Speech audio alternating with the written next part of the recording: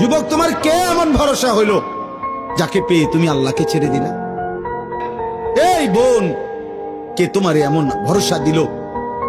মা গাররাকা বিরাব্বিকাল কারীম। আল্লাহ বলে, বান্দা, আমার মতো দয়ালু মেহেরবান মাওলা থেকে কে তোমারে ধোঁকা দিল? আমার চাইতে এমন দয়ালু কারে পেয়ে গেলা যাকে পেয়ে তুমি আমি আল্লাহকে ছেড়ে দিলা?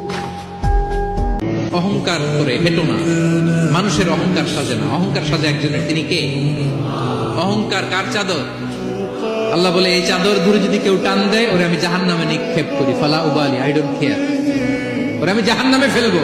অহংকার করার কি আছে আমাদের? কিছুই নাই। সুখের বেলায় অনেকেই মিলে, দুঃখ পেরেশানিতে কেউ মিলে, কেউ মিলে না।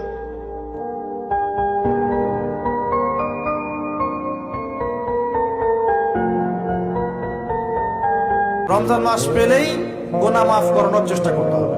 অতএব রমজান মাসে আজে বাজে কোনো কাজের দিকে মনোযোগী হবেন না।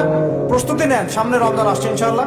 নিজের কাজগুলোকে গুটিয়ে নেন, পড়াশোনা গুটিয়ে নেন, বাজার ঘাট গুটিয়ে নেন। রমজান মাসে যেন এত ব্যস্ততা না থাকে, ফ্রি থাকেন, রিল্যাক্স, খালি ইবাদত বেশি বেশি করবেন ইনশাআল্লাহ।